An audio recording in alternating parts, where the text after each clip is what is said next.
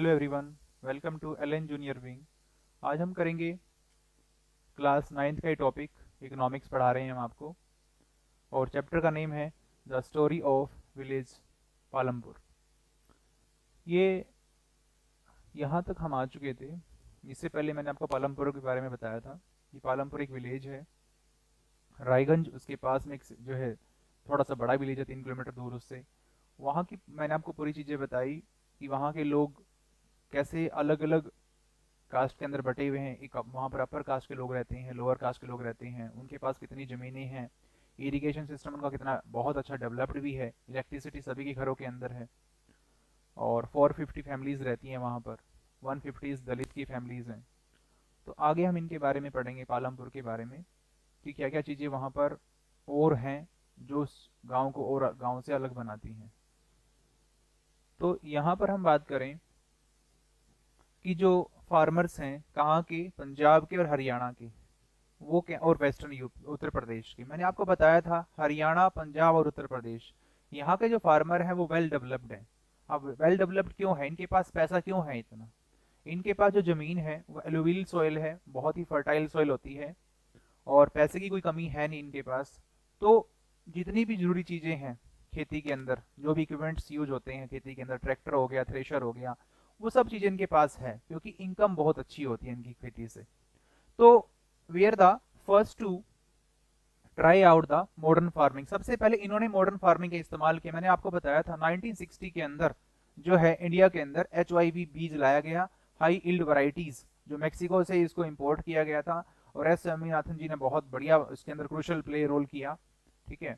और इन लोगों ने सबसे ज्यादा फायदा उठाया उस टाइम जो हरित क्रांति आई थी भारत के अंदर, हरियाणा, पंजाब और वेस्टर्न यूपी ने। मेथड इन इंडिया, सबसे ज्यादा बेनिफिट इन्हीं लोगों को हुआ था उस टाइम, क्योंकि इनके पास फर्टाइल सोइल थी, और इनको अपनी जो ट्रेडिशनल मेथड्स हैं उनको ड्रॉप करके मॉडर्न मेथड इन्होंने इस्तेमाल कर लिया अपनी खेती के अंदर, ठीक है। तो उससे क्या हुआ, इनको इनकम जो है बहुत ज्यादा बढ़ गई। जो फार्मर्स थे यहाँ के रीजन सेट, उन लोगों ने अपने खेतों में ट्यूबवेल लगवा दिए भाई, इरिगेशन सिस्टम बहुत बढ़िया बनवा दिया, और मेड यूज HYV, मैंने बताया हाई इल्ड वैरायटीज उन लोगों ने इस्तेमाल करना स्टार्ट कर दी। सीड्स बना जो है यूज किए, केमिकल फर्टिलाइजर इसमें डेफिनेटली यूज होता है, पेस्टिसाइड्स यूज किए फार्मिंग के अंदर। Some of them bought from machine. अब इससे क्या हुआ, अब उन लोगों ने ट्रेडिशनल मेथड को ड्रॉप कर दिया और मॉडर्न को अडॉप्ट कर लिया, जिससे बहुत बढ़िया पैदावार हुई खेतों के अंदर। तो पैदावार से मतलब क्या है, इन सेंस पैसा आया, इनकम जनरेट होगी वहां से। तो इन लोगों ने मॉडर्न टेक्निक के जो भी इक्विपमेंट्स हैं, ट्रैक्टर हो गया, पहले लोग हल से खेतों को बहाते थे, अब ट्रैक्टर से खेतों को जो है जोता जा रहा है, जो है उसको खेतों की खुदाई करी जा रही है, जिससे बीज बोना थोड़ा सा आसान हो गया, ठीक है। ट्रैक्टर हो गए, थ्रेशर हो गए, यहाँ पर इन लोगों ने जो है जो मॉडर्न जो है इक्विपमेंट्स को परचेज कर लिए प्लॉइंग के लिए। हार्वेस्टिंग जो है फास्टर होगी, खेतों के अंदर जो है जमीन के अंदर फसलों को बोना आसान हो गया, उनको काटना आसान हो गया इन मॉडर्न टेक्निक से, मॉडर्न जो इक्विपमेंट से। दे वर रिवार्डेड विद हाई इल्ड, और इनको क्या मिला उससे, बहुत ही बढ़िया वीट जो है पैदा हुई, हाई वैरायटी की जो है वीट पैदा हुई खेतों के अंदर, जिससे लोगों ने भरपूर फायदा उठाया। आगे हम करें, जो पालमपुर विलेज है, यहाँ पर जो है wheat from the traditional varieties. अब यहाँ पर पहले जो खेती होती थी पालमपुर के अंदर ट्रेडिशनल तरीके से, पुराने तरीके से, अब उस खेत में क्या होता था, वहां पर खेतों में क्या होता था, 1300 के 1300 किलोग्राम जो जमीन के अंदर से जो है पर हेक्टेयर के हिसाब से, 1 हेक्टेयर में 1300 किलोग्राम जो है गेहूं उगती थी। अब 1 हेक्टेयर मैंने आपको बताया था किसके बराबर होता है, 2.47 एकड़ के बराबर होता है, ठीक है। तो यहाँ पर वो लोग क्या किया उन लोगों ने, मैंने आपको बताया कि पहले वो ट्रेडिशनल खेती में क्या होता था, 1300 किलोग्राम गेहूं उगती थी उनकी ट्रेडिशनल तरीके से। अब उन्होंने जो मॉडर्न टेक्निक इस्तेमाल की है, जो HYV उन्होंने इस्तेमाल किए सीड्स जो हैं, तो उससे क्या हो गया, उनकी खेतों के अंदर जो पर हेक्टेयर 3200 किलोग्राम, मतलब 3200 किलोग्राम पर हेक्टेयर से उनको जो है उपज हुई उनकी खेतों के अंदर। मतलब क्या, 2.5 गुना बढ़ गई उनकी। अगर किसी के पास 100 किलो उगती थी, अब वो 250 किलो हो गई उनकी, 250 केजी हो गई है। सो बहुत बढ़िया फायदा हो गया। There was a large increase in the production में, ठीक है, बहुत जो है ज्यादा प्रोडक्शन बढ़ गई उनकी खेतों की अंदर। फार्मर्स जो है नाउ हैड ग्रेटर अमाउंट्स। अब देखो, अगर इनकम, अगर अच्छी फसल होगी तो उससे क्या होगा, सरप्लस हो जाएगा। सरप्लस इन सेंस क्या है, आपके घर में भी आप जो चीज आपको गेहूं उगाई आपने वो आपके घर में भी ले लो उसको, बाकी जो बच गई आप उसको मंडी में जाकर बेच सकते हैं, उसको सरप्लस कहते हैं, जो आपसे बच गई फालतू में, ठीक है।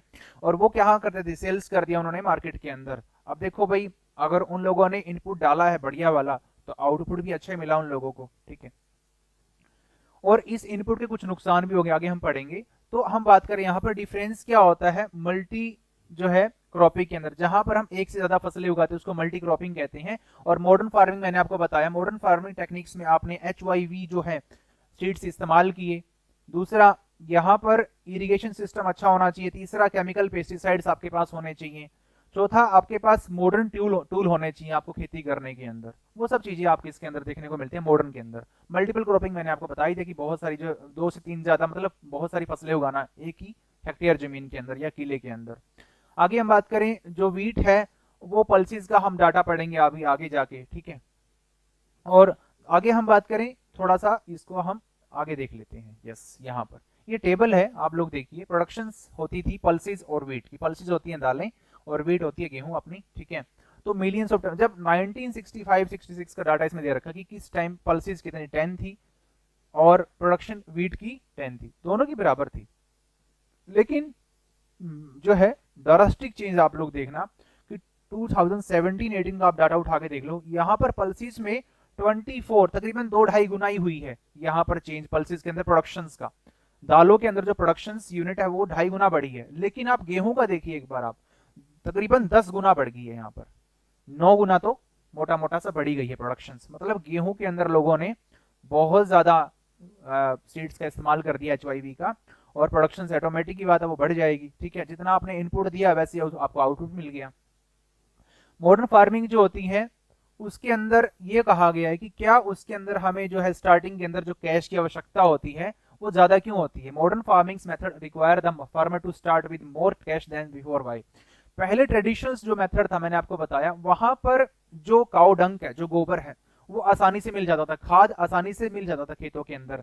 अब जैसा आपने इनपुट डाला, जैसे आपके जमीन के अंदर आपके बीज हैं ट्रेडिशनल तरीके के, वैसे वो आउटपुट दे देते थे, ठीक है। और मैंने अभी हाल ही में आप लोग को बताया कि पहले जो है 1300 जो केजी का बनता था, अब वो ज्यादा कमाई कर रहे हैं वो लोग, ठीक है, जो फार्मर्स हैं, क्योंकि आपने आउटपुट ज्यादा डाल दिया जमीन के अंदर, राइट। तो आगे हम करें यहाँ पर कि ड्यूरिंग योर फील्ड विजिट, अब आप लोगों की क्या इसने सुजेस्ट किया है कि आप लोग खेतों में जाइए और वहां पर फार्मर से पूछिए कि आप यहाँ पर क्या आप उगाते हैं, कहाँ से आप चीजें करके लाते हैं, ठीक है।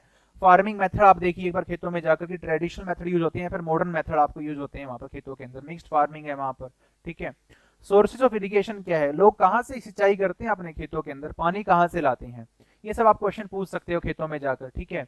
और जो कल्टिवेटेड लैंड है वो कितना इरिगेटेड है और कितना नहीं है, वो सब आप जो है देख सकते हैं खेतों में जाकर, ठीक है। फार्मर जो है वो कहाँ से ऑब्टेन करते हैं इनपुट्स, जब वो किसी खेत के अंदर शोइंग करते हैं या फिर हार्वेस्टिंग करते हैं वो लोग, ठीक है। आगे हम करें, विल द लैंड सस्टेन, क्या भाई आप मुझे बताइए, क्या जो हमारा लैंड होता है वो कितना सस्टेन कर सकता, कितना इसकी लिमिट है सहन करने की। हर चीज की एक लिमिट होती है ना, तो लैंड की कितनी लिमिट है उसके बारे में हम पढ़ेंगे यहाँ पर। सबसे पहले मैंने आपको बताया था लैंड सबसे पहले इस्तेमाल होता है, फिर लेबर इस्तेमाल होती है। हम उसको 1 बाय 1 चीजें पढ़ेंगे सारी की सारी। जो लैंड होता है वो नेचुरल रिसोर्स, हम सभी को पता है, हमें नेचर ने हमें उसको एज ए गिफ्ट दिया है। और नेसेसरी क्या है, जरूरी क्या है, केयरफुल रखना उसको, उसके यूज को। बट साइंटिफिक रिपोर्ट क्या कह रही है हमारी कि जो मॉडर्न फार्मिंग है ना वो हैव ओवर यूज्ड, हम उसको बहुत ज्यादा ओवर यूज कर रहे हैं भाई। नेचुरल रिसोर्सेज को है ना, जब हम इंसान कंजर्वेशन पे ध्यान नहीं दे रहा, ओवर यूज पे ध्यान दे रहा है। मतलब कि सस्टेनेबल डेवलपमेंट गोल पे हम कोई ध्यान नहीं दे रहे, हम जो चीजें इस्तेमाल कर रहे हैं वही चीजें हमारी जनरेशन उसको इस्तेमाल करें। बट नो, हमारे जो इंसान है, जो ह्यूमन बीइंग है, उसने अपने फायदे के लिए चाहे जमीन को कितना नुकसान हो रहा है, दे डोंट केयर, ठीक है। उनको कोई केयर नहीं है कि वो साइंटिफिकली प्रूव हो चुका है कि भाई जमीनें बहुत ज्यादा जो है हार्म हो रही हैं, बहुत ज्यादा उनको जो है शोषित किया जा रहा है जमीन को, ठीक है। लेकिन पेनिट्रेशन बहुत ज्यादा है जमीन के ऊपर, लेकिन फिर भी किसान उसके ऊपर, किसान इन सेंस नहीं कह सकता कि देखो छोटे जमींदारों के पास तो वो तो अपनी जरूरी के हिसाब से, लेकिन जो बड़े जमींदार है वो भी मुनाफा कमाने के लिए डे बाय डे बहुत ह्यूज क्वांटिटी के अंदर फर्टिलाइजर का, केमिकल्स चीजों का बहुत ज्यादा इस्तेमाल कर रहे हैं। इन मैनी एरियाज में क्या हुआ, ग्रीन रिवोल्यूशन जो है associated with the loss of soil fertility. अब ग्रीन रिवोल्यूशन का एक बैड इफेक्ट भी पड़ गया। बैड इफेक्ट क्या पड़ा इसके अंदर कि लॉस क्या हो गई, सॉइल की फर्टिलिटी डाउन हो गई। सॉइल की फर्टिलिटी जो उसकी उपजाऊ शक्ति होती है ना जमीन की, वो डाउन हो गई। ठीक है, due to increase use of chemical. कारण क्या था इसका होने का जो है कमजोर फर्टिलिटी का, क्योंकि हम बहुत ज्यादा केमिकल का इस्तेमाल कर रहे हैं जमीन के अंदर। आल्सो कंटिन्यूअस जो है use of ground water, ground water का बहुत ज्यादा इस्तेमाल हो रहा है। ट्यूबवेल्स हम डे बाय डे लगा रहे हैं खेतों के अंदर इरिगेशन के लिए। ठीक है, और इससे क्या होगा, डिप्लेशन ऑफ वाटर टेबल, जिससे हमारा जो पानी का जो तल है, पानी जहां से हमारी एक वाटर टेबल होती है कि यहां तक पानी रहता है, हमारा पानी बहुत नीचे चला गया, क्योंकि हम डे बाय डे बहुत सारा पानी खींचे जा रहे हैं जमीन से। आपको अगर पता हो, पैडी जो हरियाणा में पंजाब में उगाई जाती है मैक्सिमली, ये बहुत पानी पीती है। ठीक है, ऐसा कहा जाता है कि एक जो किलो पैडी उगाने के लिए ना तकरीबन 3000 लीटर पानी लगता है। लीटर, आप लोग ये देखिए कि कितना पानी लगता है एक किलो जो है जीरी उगाने के लिए, कितना सारा पानी कंज्यूम करती है ये। ठीक है, सो इन्वायरमेंट की बात करें हम, resources like soil fertility and ground water are built up over years. क्योंकि आपको पता होना चाहिए जो भी फर्टिलिटी होती है ना जमीन की, उसको बहुत ज्यादा टाइम लग जाता है एक बार उसको जो है रिबिल्ड करने में या फिर उसको दोबारा से गेन करने के अंदर। लेकिन हम उसको कंटिन्यूसली उसको इस्तेमाल ही किए जा रहे हैं, तो वो तो फर्टिलिटी आ ही नहीं पाएगी। दूसरा, हम ग्राउंड वाटर बहुत ज्यादा मात्रा में यूज कर रहे हैं, जिससे वो पानी का जो लेवल है वो कंप्लीट हो ही नहीं पाएगा जितना उसको चाहिए। ठीक है, वंस डिस्ट्रॉयड, अगर एक बार हमने इसको डिस्ट्रॉय कर दिया, वेरी डिफिकल्ट टू रिस्टोर, उसको रिस्टोर करना दोबारा बहुत मुश्किल है। वी मस्ट टेक केयर, हमें क्या केयर करनी चाहिए इन्वायरमेंट की, to ensure future development of agriculture. हमें अगर फ्यूचर में भी अपनी फ्यूचर जनरेशन को भी ये चीजें दिखानी है या देनी है या उनको हमें प्रदान करनी है, तो हमें इनको कंजर्व करना सीखना पड़ेगा। हमें ट्रेडिशनल मेथडों के साथ साथ मॉडर्न को मिक्सअप करना पड़ेगा। हम ऐसा कर सकते हैं कि हम भले ही हमारी ग्रो क्वांटिटी कम हो, लेकिन हमें क्वालिटी पे काम करना चाहिए, ना कि क्वांटिटी पे ज्यादा ज्यादा उगाए जा रहे हैं बस, और हम जमीन का कोई ख्याल नहीं रख रहे, पानी दिन प्रतिदिन ट्यूबवेलों से खींचे जा रहे हैं धरती से, तो उससे क्या होगा, बहुत ज्यादा चीजें फिर खराब होने वाली हैं आगे जाकर। आफ्टर हम ये रीडिंग पढ़ें कि हम एक लेटर लिख सकते हैं एग्रीकल्चर मिनिस्टर को, भाई आप जो है आप लोगों को अवेयर कराएं, इसके हार्मफुल इफेक्ट बताएं। ठीक है, अब आम बहुत मोटी सी बात है कि आम लोगों को बेनिफिट चाहिए जमीन से, किसी बाय हुक एंड क्रूक। ठीक है, उनको कोई मतलब नहीं पड़ता जमीनों के अंदर, लेकिन हमें उनको अवेयर तो करना पड़ेगा ना। उनके अंदर कैंपेन हमें उनके आसपास कैंपेन करनी पड़ेगी कि आप अपनी जमीन को किस तरीके से उसकी फर्टिलिटी को मेंटेन कर सकते हो, वाटर टेबल को कैसे मेंटेन कर सकते हो, वो हमें उनको बताना तो पड़ेगा। ठीक है, अगर हम बात करें जो केमिकल हम यूज करते हैं, फर्टिलाइजर यूज करते हैं, प्रोवाइड क्या करवाते हैं, मिनरल्स प्रोवाइड कराते हैं, वो किसको डिजोल्व हो जाते हैं जो वाटर के अंदर। और देखो ये केमिकल्स अच्छे भी हैं, केमिकल्स अच्छे हैं, जमीन के अंदर वो जाते हैं, जिस फसल को हमने बो रखा है उसको वो अच्छा न्यूट्रिशन प्रोवाइड करा देते हैं। ठीक है, लेकिन क्या वो हमेशा अच्छा ही न्यूट्रिशन प्रोवाइड कराने के बाद लास्ट तक टिके रहते हैं, वो आगे हम पढ़ेंगे। ठीक है, अवेलेबल्स टू प्लांट्स, ठीक है, but this many not to be retained in the, देखो भाई जो केमिकल्स होते हैं ना, ये एक पिक्चर है पालमपुर विलेज की जहां पर डिस्ट्रीब्यूशन ऑफ कल्टिवेटेड लैंड है। जो छोटी जमीनें हैं ना, छोटो जमीन के जो टुकड़े हैं, ये छोटे किसानों की हैं, जिनके पास जो दलित लोग हैं, ठीक है, उनके जमीन के टुकड़े हैं। जी बड़े बड़े आप देख रहे हो ना, ये जमींदारों की हैं, जो अपर कास्ट के लोग हैं उनके पास बड़ी बड़ी जमीनें हैं, ज्यादा हेक्टेयर जमीन है उनके पास। ठीक है, आगे हम पढ़े जो सोयल है, for long they may escape from, देखो जो केमिकल्स होते हैं ना, एक समय तक तो वो सोयल के अंदर रहेंगे, फिर वो क्या कर देते हैं, बहुत गहराई तक चले जाते हैं केमिकल्स जो होते हैं। जब वो केमिकल गहराई तक जाएंगे जमीन के अंदर, तो पानी वहां पर मिलेगा आपको, पानी के साथ वो मिक्सअप हो जाते हैं।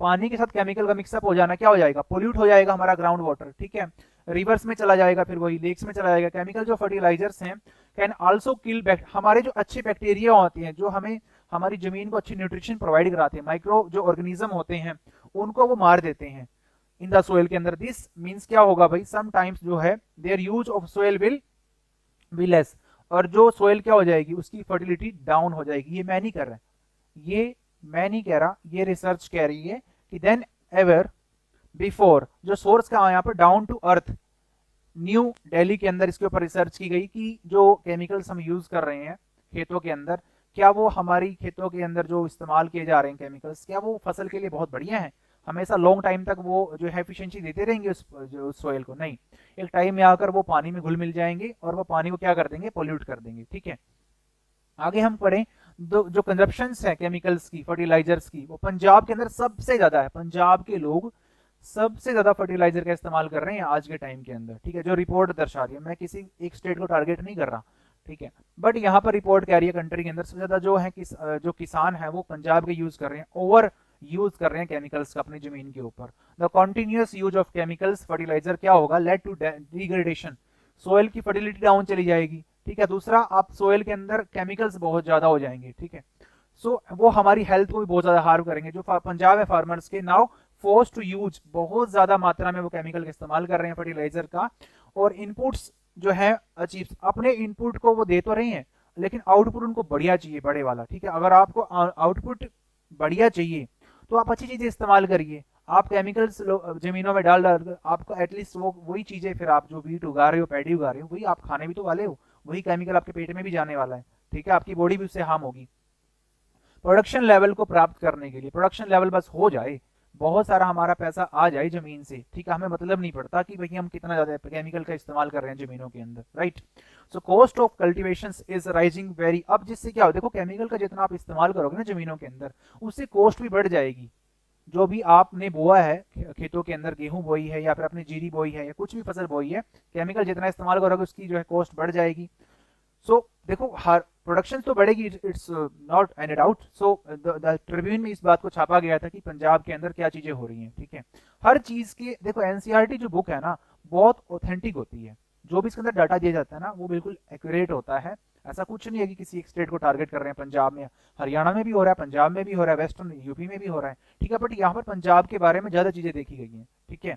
हाउ इज लैंड जो डिस्ट्रीब्यूट किया गया है between the farmer and the, अब देखो जो लैंड का डिस्ट्रीब्यूशन है ना वो पालमपुर जो गांव है उसके अंदर कैसे है, वो मैं आपको बताऊंगा सारा, ठीक है। यू मस्ट हैव, हमने पहले ही पढ़ा था इसके बारे में, realise that how important land is for farming. देखो लैंड सबसे इंपॉर्टेंट चीज है, बिना लैंड के तो आप जमीन में कुछ भी नहीं उगा सकते, ठीक है। अनफॉर्चुनेटली बट बदकिस्मती से क्या हो रहा है यहाँ पर पालमपुर के अंदर, जो पीपल है अंगेज एग्रीकल्चर से, उनके पास सफिशिएंट लैंड ही है बस कल्टीवेशन के लिए, बोने के लिए। जो पालमपुर है अबाउट 1/3 ऑफ द 450 फैमिलीज में से, मैंने आपको बताया था 450 में से जो है 150 फैमिलीज के पास, जो दलित फैमिली है, दलित, इनके पास तो जमीन है ही नहीं है, ठीक है। अगर मैं आपको बताऊं कि 450 में से अगर मैं माइनस कर दूं इसके अंदर, जैसे कि यहाँ पर 300 हो गया, अब 300 फैमिली के अंदर से भी जो है आपकी अब 300 फैमिलीज बच गई हैं इसके अंदर। अब 300 फैमिली के अंदर भी हम आपको आगे बताएंगे कि सिर्फ 60 फैमिली ऐसी हैं 300 में से भी जिनके पास एक अच्छी खासी जमीन है, मतलब कि 150 फैमिली दलित है, उनके पास कोई जमीन नहीं है, ठीक है। सो लैंडलेस जो है लोग बहुत ज्यादा, 150 फैमिली मैंने आपको बताया, जो most of thems Dalits, they have no land for cultivation, उनके पास बोने के लिए कोई जमीन नहीं है, उनको मजबूरी में फिर आपको दिहाड़ी करनी पड़ेगी क्योंकि उनके पास जमीन ना होने की वजह से उनको जो है जमींदारों के खेतों में काम करना पड़ेगा। ऑफ द रिमेनिंग फैमिलीज जो है हु ओन लैंड्स, अब जिन जो 240 फैमिलीज हैं मैंने आपको बताया, वो भी उनके पास जो है स्मॉल प्लॉट्स हैं लैंड की, लेस देन 2 हेक्टेयर, 2 हेक्टेयर से भी उनके पास कम जमीन है। 150 फैमिलीज दलित के पास तो कुछ भी नहीं है, जमीन का टुकड़ा एक भी नहीं है, ठीक है, वो तो मजबूर है दिहाड़ी करने के लिए। और जो 240 फैमिलीज है उस गांव के अंदर, उनके पास भी 2 हेक्टेयर से कम जमीन है, ठीक है। इन साइज की बात करें, कल्टीवेशन जो है such plots does not bring adequate income to the farmer family, जितना उन लोगों के परिवार है, जितना उनको पैसा चाहिए जमीन से, ठीक है, उतना उनके पास नहीं है, मजबूरी में वो लोग फिर क्या करेंगे, लेबर का काम ही करेंगे, ठीक है। सो 90 इन, मैं आपको यहाँ पर एक स्टोरी बताता हूँ, स्टोरी की मतलब एक स्टोरी बता रखी है इसके अंदर एक व्यक्ति की, ठीक है।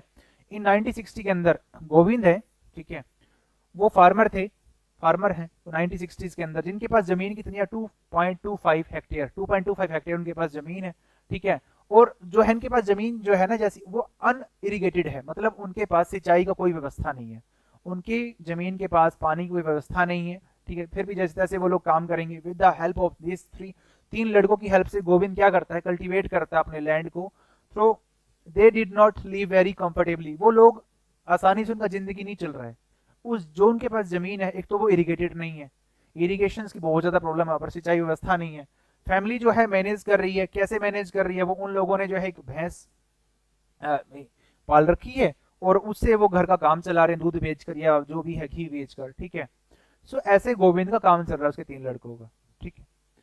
आगे हम पढ़े यहाँ पर सम ईयर्स, कुछ सालों में क्या होता है, गोविंद की क्या हो जाती है, डेथ हो जाती है, और लैंड वाज डिवाइड। अब जो जमीन का टुकड़ा है, मैंने बताया आपको जो भी जमीन है उसके पास, वो उसके 3 लड़कों में बट जाएगी, ठीक है। ऐसा तो होता ही है ना, हर जगह ही होता है कि जो पिताजी की जमीन होती है वो बच्चों में चली जाती है, बच्चों में फिर पोतों में या पोतियों में या फिर पड़पोतों में चली जाती है। ऐसे यहाँ पर हो रहा है गोविंद के साथ में, उनके 3 लड़कों जो है जमीन को बांट लेते हैं। Each one now has a plot of land, अब सभी के पास एक एक हिस्सा 0.75 का हिस्सा हर एक बच्चे के पास आ जाता है। और इवन विद इम्प्रूव्ड इरिगेशन, अब इरिगेशन की व्यवस्था अच्छी है या नहीं, उन्होंने इस्तेमाल कर भी ली इरिगेशन, वो लेकर भी आगे, मॉडर्न फार्मिंग लेकर आगे वहां पर उस जमीन के अंदर। क्या 0.75 से घर चल पाएगा? बिल्कुल भी नहीं, उनके खाने लायक दाने भी नहीं होंगे उसके अंदर, जमीन के अंदर, ठीक है। जो farming method Govind sons are not able to make a living from their land, जिससे क्या होता है कि वो मॉडर्न फार्मिंग कर रहे हैं उसके अंदर, ट्रेडिशनल को उन्होंने क्विट कर दिया है, वहां पर वो बढ़िया से बीज बो रहे हैं, लेकिन फिर भी उससे उतना उत्पन्न नहीं हो पा रहा, इतना प्रोड्यूस नहीं हो पा रहा जिससे उनका घर चल सके। मजबूरी में फिर वो क्या करते हैं, have to look for additional works during the part of the year, फिर उनको और काम ढूंढना पड़ता है अपने घर पेट या घर को चलाने के लिए, ठीक है, right. So you can see the large number of small plots, आपको देखा, मैंने आपको अभी पिक्चर दिखाई थी आपको, जो स्मॉल प्लॉट्स हैं वो जो है छोटे जो किसान है गांव के अंदर जिनके पास बहुत कम जमीन है उनके हैं, अराउंड द विलेज के अंदर। इन द पिक्चर मैंने आपको दिखाई, these are cultivated by the smalls, farmer उसको कल्टीवेट करते हैं। अदर हैंड अगर हम बात करें, more than half the area of the village is covered by the plots that are quite large in size, जो बड़े साइज के हैं प्लॉट गांव के अंदर, पालमपुर के अंदर, वो किन को बिलोंग करेंगे? पालमपुर जो है, देयर आर 60 फैमिलीज, पालमपुर में जो 60 फैमिलीज है ना, बहुत रिच फैमिली है वो, ठीक है, अपर कास्ट के वो लोग हैं, अच्छी खासी जमीन है उनके पास, कुछ तो किसके पास 10 हेक्टेयर से भी ज्यादा जमीन है कुछ लोगों के पास। Of the mediums and large farmers who cultivated more than 2 hectare से लैंड से लेकर फ्यू ऑफ देम लार्जर, जो फार्मर है लार्ज फार्मर है उसके पास क्या है, एक्सटेंडेड 10 हेक्टेयर जमीन तक उनके पास है। देखो भाई, बहुत ही देखो, ये जो जमीन होती है ये आपको पूर्वजों से मिलती है, किसी को बहुत ज्यादा जमीन मिल जाती है, किसी को कुछ मिलता ही नहीं है, ठीक है। जिसको कुछ नहीं मिलता उसको दिहाड़ी करनी पड़ती है, फिर उसको एफर्ट लगाने पड़ते हैं, ठीक है। और कुछ के पास बहुत अच्छी जमीन मिल जाती है तो वो लोग अच्छे से काम कर सकते हैं उसके अंदर, ठीक है, वो मॉडर्न फार्मिंग का टेक्निक यूज करते हैं। देखो, अब आपको पता है कि भाई गाँव के अंदर जो है ना, वर्क ऑन द फील्ड हम कैसे काम करते हैं, वीट क्रॉप करते हैं। सबसे पहले खेतों को जोता जाता है, ठीक है, हल के द्वारा, फिर उसके अंदर बीज को डाला जाता है खेतों के अंदर, ठीक है। फिर अब आपने कोई खेती करने के लिए बीजों को बो दिया खेतों के अंदर, फिर आपको उनको स्प्रे करना पड़ेगा, कोई उनके ऊपर इंसेक्टिसाइड्स तो नहीं लग जाए, ठीक है। फिर आप जो है उसको क्या करोगे? अब देखो, ये ट्रेडिशनल तरीका है और ये मॉडर्न तरीका है खेतों को जोतने का, ये भी आपको पता होना चाहिए। आजकल ट्रैक्टर से लोग जोतते हैं ना, आज वो हल वाला जमाना तो रहा नहीं, उनके तो जमाने के जो दिन है वो लग चुके हैं, ठीक है। पहले लोग जो है बैलों से खेतों को जोतते थे, और फिर ये ट्रेडिशनल तरीके से जो है ना खेतों की कटाई हो रही है, हाथ से कटाई। आजकल तो कंबाइन आ गई है काटने के लिए खेतों में, ठीक है। सो आसानी से सोइंग स्प्रेइंग हो जाती है, इंसेक्टिसाइड्स, कल्टीवेशन में आपको ट्रेडिशनल तरीके भी हैं कल्टीवेशन की, बट आजकल सारे किसान जो है ना मॉडर्न टेक्निक्स का इस्तेमाल कर रहे हैं, ठीक है, चाहे वो छोटे हों या बड़े किसान हों। तो यहाँ पर हमने बताया जो स्मॉल फार्मर्स हैं वो बहुत कम जमीन है, many families of the farmers cultivated such small plots of land, कुछ के पास जमीन कम है। अब देखो, जमीन जिसके पास कम है तो वो तो कम ही रहेगी, उनको अलग से कुछ अल्टरनेट ढूंढने पड़ेंगे ना, अपने आप का अपना भरपेट अपनी जो है लिवलीहुड को चलाने के लिए, ठीक है। सो डिस्ट्रीब्यूशन क्या है कल्टिवेटेड लैंड का, ये बहुत बढ़िया डाटा दिखा रखा है इसके अंदर कि कल्टिवेटेड जो एरिया है या फार्मर की कितना रेशो है। अगर हम बात करें इंडिया के अंदर या पालमपुर की बात करें, ठीक है, जो 15% लोग हैं ना, इस ग्राफ में क्या दिखा रखा है, जो खाली सिर्फ 15% लोग हैं उनके पास जमीन का कितना परसेंट हिस्सा है, 55.4%। देखो ले आप लोग कि इसके अंदर सिर्फ बहुत कम लोग हैं लेकिन बहुत बड़ा हिस्सा उनके पास जमीन का है, और जो 85% लोग हैं उनके पास जमीन का सिर्फ 44.6% हिस्सा है। तो यहाँ पर बहुत ज्यादा डिफरेंस है, ये आप आसानी से यहाँ से देख सकते हो कितने, जो सिर्फ 15% लोगों के पास जमीन का 55.4% है, और उससे भी कम जो 85% लोग हैं उनके पास सिर्फ जमीन का 44.6% ही हिस्सा है। तो ऐसे लिवलीहुड जो गरीब किसान है उनका चलाना तो बड़ा मुश्किल होगा, ठीक है, क्योंकि उनकी फैमिली बड़ी होती रहेंगी, तो बेसिक सी बात है कि वहां पर जो खर्च है घर का वो भी बढ़ता रहेगा कॉन्टिन्यूसली, ठीक है। उनको फिर अल्टरनेट ढूंढने पड़ेंगे कमाई के। अल्टरनेट इन सेंस क्या, उनको दिहाड़ी करनी पड़ेगी, बाहर निकलना पड़ेगा, जॉब ढूंढनी पड़ेगी, ठीक है। वो खेतों के ऊपर डिपेंड नहीं रह सकते, खेतों में होता ही गया जो जो छोटे किसान है उनके पास तो, ठीक है। आगे हम करें यहाँ पर कि yes, who will provide the labour. अब गांव के अंदर मैंने आपको पढ़ा दिया लैंड के बारे में, लैंड डिस्ट्रीब्यूशन कैसे है उस गांव का, पालमपुर का। अब लैंड के बाद आती है लेबर। अब देखो भाई, खेतों के अंदर लेबर भी तो चाहिए खेती कर काम को करवाने के लिए खेतों में। आफ्टर लैंड, लेबर जो है next necessary factor for production. देखो भाई, लेबर को भी वही हायर करता है जो अफोर्ड कर सकता है, जिसके पास पैसा हो खेतों में काम करवाने के लिए, क्योंकि जमींदार लोगों के पास ही पैसा होता है, वही लेबर को हायर करते हैं अपने खेतों में काम करवाने के लिए। देखो, प्रोडक्शन के ऊपर डिपेंड होती है लेबर का भी आना। फार्मिंग जो है रिक्वायर करती है great deal of hard work. Farming के अंदर बहुत ज्यादा हार्ड वर्क करना पड़ता है, ठीक है, क्योंकि जो किसान होता है ना, किसान से ही हमारे देश का चलता है। तो किसान आंदोलन भी हुआ था जहां पर 3 कृषि कानून बनाए गए थे, ठीक है, और वहां पर एक मूवमेंट चली, नो फार्मर नो फूड, ठीक है। ये सच्चाई भी है कि बिना फार्मर के फूड पैदा ही नहीं हो सकता, ये भी बहुत सच्चाई सी है। स्मॉल जो फार्मर्स हैं वो क्या करते हैं, along with their families cultivate there. देखो, जिनके पास कम जमीन होती है ना, किसानों के पास, उनकी फैमिली साथ लगकर ना हाथ बटाती है काम के अंदर, उनका काम चल जाता है, जो छोटे किसान होते हैं। So they provide the labour required for the farming themself. वो तो खुद काम कर लेते हैं अपने खेतों में, बट जो मीडियम जो किसान होते हैं, फार्मर्स होते हैं, वो क्या करते हैं, लेबर को उन लोगों को हायर करना पड़ता है। गांव से लेबर को हायर कर सकते हैं वो लोग, ठीक है, ऐसे किसी भी तरीके से, मतलब उनको काम करवाना है खेतों के अंदर, तो वो चीजें होती हैं, ठीक है। अब पालमपुर में भी ऐसा कुछ ऐसा ही है, क्योंकि हम यहाँ पर पढ़ेंगे कि जो फार्मर लेबर्स होती है कम आइदर फ्रॉम द लैंडलेस। अब ये जो खेतों में काम करती हैं लेबर, कहाँ से आती हैं, या तो उनके पास लैंड ही नहीं होगा, जमीन नहीं होगी, या होगा तो बहुत कम होगा, जिससे वो जो है मजबूरी में उनको दूसरे के खेतों में काम करना पड़ेगा, ठीक है। So families cultivating small plots for land, unlike farmers जो होते हैं, farm labours do not have to right over the. अब देखो भाई, जो भी फार्मर के खेतों में काम करने आती है लेबर, उनके पास कोई राइट्स तो होता नहीं है। जो फसल उगाई गई है खेतों के अंदर, जो उसकी जमींदार की, उसका कोई हिस्सा हो, उसके अंदर कुछ भी नहीं होता हिस्सा, ठीक है। सो उनका कोई राइट्स नहीं होता। ये आप पिक्चर आपको पढ़ना चाहिए इसको, कि दो बातें हो रही हैं दला और रामकली के बीच में, कि क्या कंडीशन है उनकी, ठीक है, गांव के अंदर जो पुअर फैमिली से बिलोंग करते हैं, ठीक है। Crop grown on the land. अब जिस जमीन पर खेती की जा रही है, जिसपे वो लेबर लगा हुआ है, उसके अंदर उसको कोई हिस्सा नहीं है, उसको कुछ ना कुछ मिलेगा, वो जमींदार देगा उसको, ठीक है। Instead they are paid wages by the farmer. उनको दिहाड़ी दी जाती है एक जमींदार के द्वारा काम करने की। वेजेस कैन बी कैश, या तो उनको कैश में दिया जाता है पैसा, उनको कैश इन हैंड दिया जाता है, या फिर उनको कुछ हिस्सा दिया जाता है। हिस्सा इन सेंस क्या होता है कि आप अगर इस 1 एकड़ जमीन की कटाई करोगे ना, तो आपको कुछ इसमें से गेहूं मिल जाएगी। इन सेंस गेहूं का होता है कि भाई आपको 5 क्विंटल गेहूं मिल जाएगी, 2 क्विंटल मिल जाएगी, 1 क्विंटल मिल जाएगी, 1 किलो अगर आप मेरा काटोगे तो। जो जमींदार होते हैं ऐसे वो फिक्स कर लेते हैं चीजों को पहले ही। समटाइम्स जो लेबर्स होती हैं, कुछ किसान जो है लेबर्स को मील भी देते हैं, खाना भी दे देते हैं, और कुछ हमारे इंडिया में ऐसी स्थिति भी है कहीं कहीं जगह तो, कि लेबर्स को खाना भी नहीं मिलता, और वो खाने के ऊपर ही सिर्फ आप जो है किसान उनको जो फार्मर्स होते हैं उनसे काम करवा लेते हैं, अपने भोजन को भरपेट करने के लिए भी वैसा काम कर लेते हैं। वेजिज जो होती हैं very widely from the region to region. देखो, वेजिज जो होती है ना, जो दिहाड़ी होती हैं, हर एक एरिया की अलग अलग होती हैं, और वो काम के ऊपर भी डिपेंड करती है कि काम कैसा करवाया जा रहा है उनसे, ठीक है। क्रॉप टू क्रॉप, अलग अलग क्रॉप्स की अलग अलग दिहाड़ी होती हैं। From one farm activity to the another farm activity. जैसे हम खेतों को जब उसमें बिजाई होती है, बीज बोते हैं, तो उसकी अलग दिहाड़ी होती है। जब फसल को काटना हो तो उसके लिए अलग दिहाड़ी होती है, अलग अलग सीजन की अलग अलग दिहाड़ियां होती हैं, ठीक है।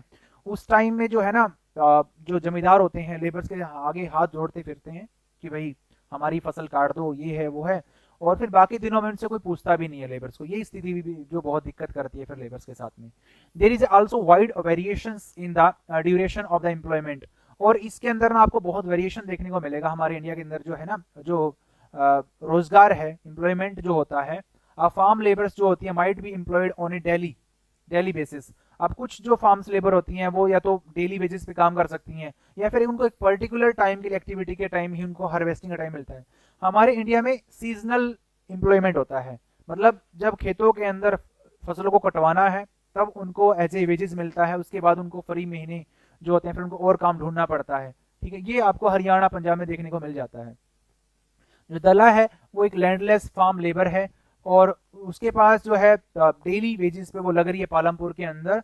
This means he must regularly look for work, वो रेगुलरली अपना काम जो है ढूंढती रहती है, ठीक है, ढूंढता रहता है। ठीक है, द मिनिमम वेज, अब मिनिमम वेज कितनी सेट कर रखी है लेबर्स की, देखो भाई हर चीज ना इंडिया के अंदर एक रेगुलेशन फॉर्म में होती है कि इतना रेगुलेट कर दिया कि आपको जो है ना मिनिमम वेज इतनी तो मिलेगी, इससे कम अगर आप मिलती है आपको तो आप एक्शन ले सकते हो, ठीक है, जिसके पास आप काम कर रहे हो। ठीक है, सेट बाय द गवर्नमेंट, अब गवर्नमेंट ने सेट कितनी कर रखी है, आपको मिनिमम इतनी लेबर तो मिलेगी, 300 रुपए पर दिन, 300 रुपीज पर डे आपको इतनी लेबर मिलेगी। मार्च 2017 से इसको डाला गया है गवर्नमेंट ने कि कोई भी आदमी अगर दिहाड़ी करता है 300 रुपए तो उसको कम से कम देने ही पड़ेंगे आपको, बट ऐसा नहीं होता। ठीक है, ऐसा क्यों नहीं होता भाई, क्योंकि बट दला गेट्स ओनली, अब दला जो है उसको कितनी मिल रही है भाई, सिर्फ 160 रुपीज मिल रहे हैं उसको। ठीक है, 140 कम जो सरकार ने सेट कर रखी है लेबर। अब क्या ये जो है दला है, क्या ये ऑब्जेक्शन नहीं कर सकता उस किसान के, उस जमींदार के खिलाफ कि आप मुझे इतना कम क्यों दे रहे हो, क्योंकि उसको पता है कि गांव के अंदर कंपटीशन बहुत है। अगर वो 160 में भी नहीं करेगा ना तो कोई 140 में कर लेगा उस काम को, तो उसको अपना घर चलाना है, अगर वो इतना एक्शन लेगा तो इतने में तो उसको काम ही निकल जाएगा फिर। ठीक है, सो देयर हैवी जो कंपटीशन होता है वर्क का अमंग द फार्म लेबर्स के अंदर, पालमपुर के अंदर। सो पीपल जो है क्या करते हैं, agree to work for lower wages, वो लोग जो है मजबूर हो जाते हैं कम दिहाड़ी में भी काम करने के लिए। ठीक है, और ये हर जगह की कहानी है, अगर कंपटीशन ज्यादा है तो आपको अच्छे, सस्ते, वो मजबूर और मजदूर भी मिल जाएंगे देश के अंदर। ठीक है, प्राइवेट जॉब्स के अंदर आप अक्सर आपको देखने को मिलता है। दला जो है वो कंपनी कंप्लेन करता है about the situations of Ramkali, और वो दला जो है वो कंप्लेन कर रहा है किस महिला से, एक रामकली महिला है, वो भी पुअर फैमिली से बिलोंग करती है, who is another farm labours, वो भी फार्म लेबर ही है। ठीक है, वो दला और रामकली जो है are among the poorest people, बहुत ही गरीब फैमिली से बिलोंग करती है। मे बी होप वो लोग जो है दलित फैमिली से बिलोंग करते हो, क्योंकि उनके पास जमीन तो है नहीं है। सो इन द विलेज के अंदर, ठीक है, ये सब चीजें इन दो दला और जो रामकली के साथ क्यों हो रही है, क्योंकि ये लोग अवेयर नहीं है। ये जो लोग हैं वो इलिटरेट हैं, अनपढ़ लोग हैं, इनको रूल रेगुलेशन का पता नहीं है, इनको अवेयरनेस, इनके अंदर अवेयरनेस फैलाने की बहुत ज्यादा जरूरत है, कैंपेन करने की जरूरत है गांव के अंदर। जब 2017 के अंदर सरकार ने रेट फिक्स कर दी कि आपको 300 रुपए पर डे के हिसाब से लेबर मिलेगी, फिर भी उसको 160 मिल रही है। क्यों मिल रही है, क्योंकि कंपटीशन की वजह से ऐसा हो रहा है। अगर वो 160 में काम नहीं करेगी, 140 वाला आ जाएगा, 130 वाला आ जाएगा, जिससे उसको उस काम से भी हाथ धोना पड़ जाएगा। तो यहां तक हमने पढ़ा इस चैप्टर के बारे में, थोड़ा सा और रह गया है, हम अगले अगले पार्ट में इसको करेंगे। सो अगर आपको यहां तक ये वीडियो पसंद आई है, प्लीज इसको लाइक करें, शेयर करें और चैनल को सब्सक्राइब करें। Thank you so much.